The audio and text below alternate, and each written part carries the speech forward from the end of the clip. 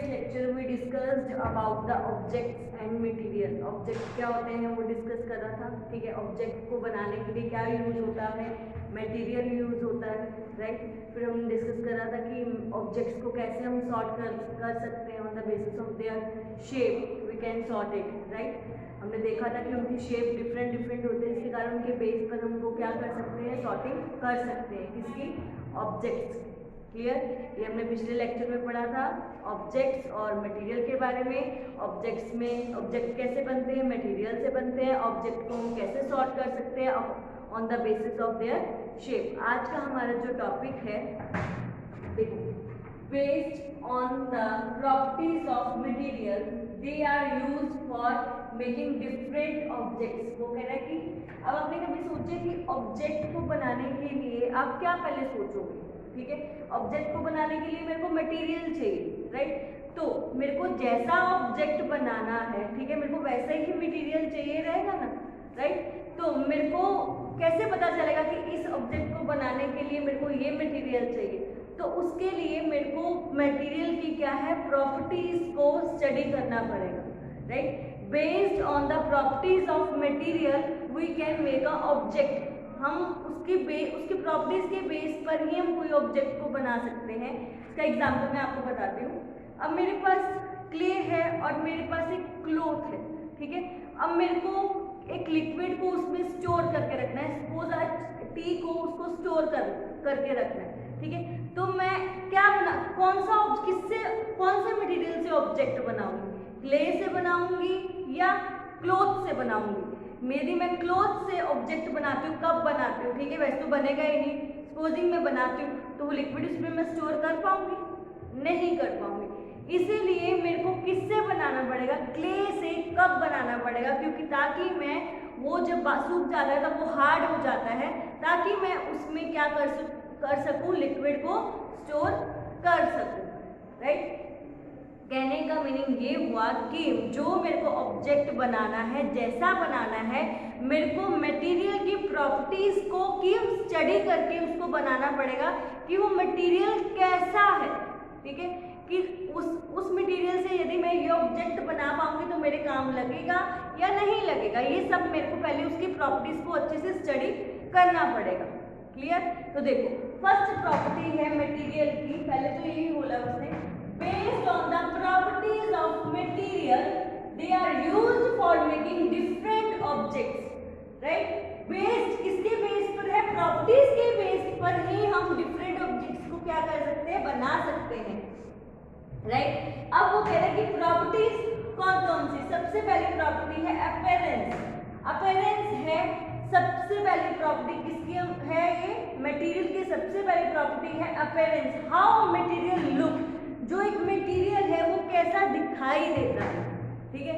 जो मेरे पास एक मटेरियल है वो कैसा दिखाई देता है, राइट। वो शाइनी है या नॉन शाइनी, राइट। अब देखो, शाइनी में कौन से तुम्हारे आते हैं, गोल्ड है, डायमंड है, फिर तुम्हारा आयरन है, ये तुम्हारा शाइनी मेटल्स में, ठीक है। नॉन शाइनी में वुड आ गया, प्लास्टिक आ गया। अब आपको कैसा शाइनी ऑब्जेक्ट बनाना है तो आप शाइनी मटेरियल को यूज करोगे, ठीक है। यदि आपने डल बनाना है, नॉन शाइनी ऑब्जेक्ट बनाने हैं तो आप नॉन शाइनी मटेरियल को यूज करोगे। आपके पास मटेरियल तो दोनों ही है, ठीक है। अब देखोगे कि ये मटेरियल ऐसा दिखाई दे रहा है तो मेरे को इसको, ये शाइनी ऑब्जेक्ट को बनाने में इसका यूज करेंगे। ये नॉन शाइनी है तो नॉन शाइनी ऑब्जेक्ट्स को बनाने में मैं इसका यूज करूंगी। क्लियर। अब जो शाइनी में तुम्हारा गोल्ड है, आपको पता है गोल्ड के ऑर्नामेंट्स बनते हैं, डायमंड्स के बनते हैं, तो वो क्या है, आपने देखा होगा वो कैसे होते हैं, वो शाइनी होते हैं। वो मटेरियल शाइनी है इसलिए तो वो शाइनी ऑब्जेक्ट्स बने, राइट। जो ऑर्नामेंट्स मेरे ऑब्जेक्ट्स बने हैं वो किससे, शाइनी मटेरियल से ही बने हैं ना, क्योंकि वो शाइनी था, राइट। वैसे ही तुम्हारा वुड है, वुड के तुम्हारे बेंचेस बनते हैं, आपने देखा होगा वो शाइनी होते नहीं, वो शाइनी नहीं होते है, तो मेरा वो ऑब्जेक्ट ही बना ना किसके, नॉन शाइनी मटेरियल से बना। क्लियर। इसीलिए ऑब्जेक्ट को बनाने से पहले मेरे को मटेरियल की प्रॉपर्टीज के बारे में स्टडी करना पड़ेगा कि मेरे पास जो मटेरियल है वो कैसा है और मेरे को ऑब्जेक्ट जो बनाना है वो कैसा होगा। क्लियर। फर्स्ट प्रॉपर्टी थी appearance, how a material look, कि वो मटेरियल जो है वो कैसा दिखाई देता है, वो कैसा मटेरियल है, राइट। तो वो हमने स्टडी कर लिया कि कैसा मेरे को मटेरियल दिखाई दे रहा है। अब नेक्स्ट मेरी जो प्रॉपर्टी है, नेक्स्ट प्रॉपर्टी क्या होगी मेरी, हार्डनेस और सॉफ्टनेस, कि हार्ड है या सॉफ्ट है। क्लियर। फर्स्ट मैंने डिस्कस कर लिया अपीयरेंस, शाइनिंग और नॉन शाइनिंग। शाइनिंग में मैंने आपको बता दिया gold, silver, diamond, iron, copper, right. Non shining आपको पता है वुड है, प्लास्टिक है। ये मेरी फर्स्ट प्रॉपर्टी फिनिश्ड होगी। किसकी फिनिश्ड हुई है ये, मटेरियल की। ये फर्स्ट प्रॉपर्टी थी अपीयरेंस। अब नेक्स्ट प्रॉपर्टी है हार्डनेस और सॉफ्टनेस। हार्डनेस और सॉफ्टनेस, जो मेरे पास मटेरियल है, जो मेरे पास मटेरियल है वो कैसा है, हार्ड है या सॉफ्ट है। अब वो मेरे को कैसे पता चलेगा, कि मैं उसको टच करूंगी ना तो मेरे को अपने आप पता चलेगा कि ये मटेरियल हार्ड है या सॉफ्ट है।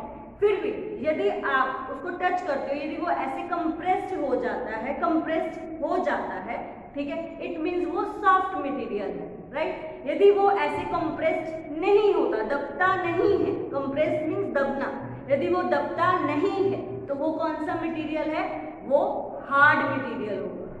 क्लियर। जो कंप्रेस्ड और स्ट्रेच हो सकता है वो मेरा क्या है, सॉफ्ट मटेरियल है। जो कंप्रेस्ड और स्ट्रेच नहीं हो सकता वो कौन सा मेरा है, हार्ड मटेरियल होगा।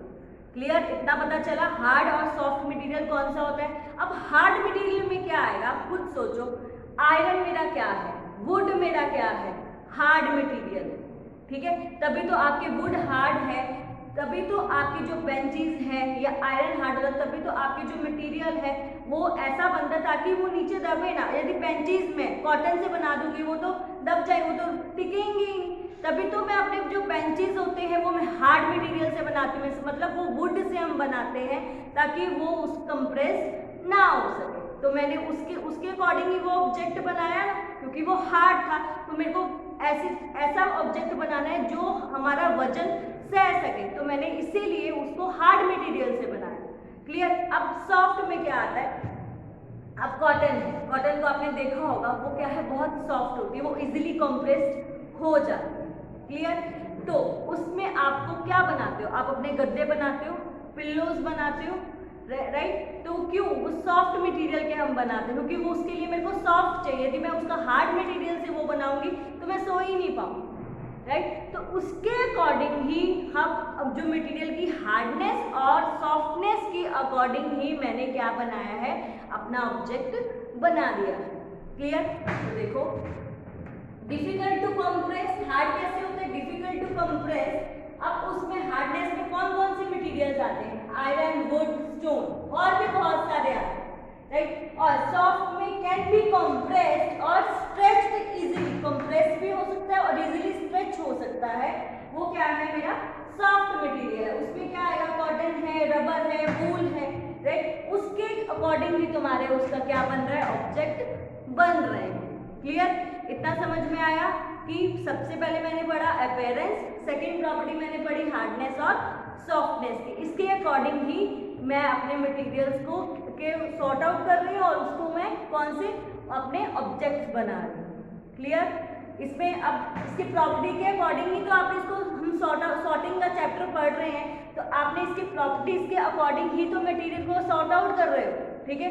उसके अपीयरेंस को देख के, उसकी हार्डनेस को देख के आप मटेरियल को अलग कर रहे हो, तो वैसे ही आप उसका ऑब्जेक्ट बना रहे हो। मतलब कहने का मीनिंग क्या हुआ कि हर चीज में आप क्या यूज कर रहे हो, सॉर्टिंग यूज कर रहे हो, सेपरेशन कर रहे हो। क्लियर। नेक्स्ट प्रॉपर्टी है मेरी सॉल्युबिलिटी। सॉल्युबिलिटी क्या होता है, कुछ आपको पता है कि सॉल्युबल और इनसॉल्युबल। आपको पता होगा कि कुछ जो मटेरियल है वो क्या है, अच्छे से लिक्विड में मिल जाते हैं, डिसॉल्व हो जाते हैं। वो कौन से सब्सटेंस होते हैं, सॉल्युबल होते हैं। और इनसॉल्युबल में क्या होते हैं, जो सब्सटेंस लिक्विड में डिसॉल्व नहीं होते हैं, तो वो कौन से हैं, इनसॉल्युबल सब्सटेंस में आता है। ये उसकी सॉल्युबिलिटी है कि अब वो मटेरियल कैसा है, सॉल्युबल है या इनसॉल्युबल है। क्लियर। तो देखो, सब्सटेंस दैट कंप्लीटली डिसअपियर और डिसॉल्व इन वाटर, मतलब डिसअपियर हो गया और डिसॉल्व हो गया वाटर में, आर सॉल्यूबल इन वाटर, उसको हम क्या बोलते हैं, आर सॉल्यूबल इन वाटर, मतलब वो वाटर में घुल सकता है, राइट। फिर जो सब्सटेंस मिक्स नहीं होते वाटर में, राइट, और डू नॉट डिसअपियर, और डिसअपियर भी नहीं होते इवन आफ्टर वो stay for a long time, यदि हम बार बार उसको बोलते भी जाएंगे फिर भी वो लॉन्ग टाइम के लिए डिसअपियर नहीं होते हैं, ऐसे सब्सटेंस को हम क्या बोलते हैं, इनसॉल्यूबल बोला जाता है, ठीक है। सॉल्यूबल किसको बोलते हैं, जो डिसअपियर हो जाते हैं और पूरे डिसॉल्व हो जाते हैं वाटर में, लिक्विड में, और जो इनसॉल्यूबल किसको बोलते हैं, जो पूरी तरह से डिसअपियर नहीं होते हैं, और सॉल्यूबल मतलब वो पानी में पूरी तरह से डिसॉल्व नहीं होते हैं, उनको हम क्या बोलते हैं, इनसॉल्यूबल बोला जाता है। सॉल्यूबल में क्या आते हैं ये भी तुम्हें पता है, सॉल्ट है, शुगर है, वो क्या है, सॉल्यूबल सब्सटेंसेस है, पर जो इनसॉल्यूबल में सैंड है, ऑयल है, वो क्या है, इनसॉल्यूबल। क्लियर। तो ये थी उसकी प्रॉपर्टी सॉल्युबिलिटी की, कि वो सॉल्यूबल है या इनसॉल्यूबल है, राइट। अब उसके बाद आता है, मैंने कुछ मटेरियल्स दिए हैं, तो उसमें बताना है कि वो क्या है, सॉल्यूबल है या इनसॉल्यूबल है। अब फर्स्ट मटेरियल है शुगर, वो सॉल्यूबल है या इनसॉल्यूबल है, वो सॉल्यूबल है। सॉल्ट, वो भी सॉल्यूबल है। सैंड इनसॉल्यूबल है, क्योंकि वो डिसॉल्व नहीं होती, वो नीचे बैठ जाते, सिंक हो जाती है, राइट। चॉक पाउडर क्या है, इनसॉल्यूबल है। विनेगर सॉल्यूबल है। लेमन जूस सॉल्यूबल है। ऑयल इनसॉल्यूबल है, और ऑक्सीजन क्या है, सॉल्यूबल है। क्लियर। ये मेरे मटेरियल्स थे और इसकी सॉल्युबिलिटी थी, कि वो सॉल्युबिलिटी मींस वो मटेरियल सॉल्यूबल है या इनसॉल्यूबल है। यहाँ पे मैंने 3 प्रॉपर्टीज डिस्कस कर ली हैं। अब नेक्स्ट प्रॉपर्टीज हम नेक्स्ट वीडियो में डिस्कस करेंगे। क्लियर।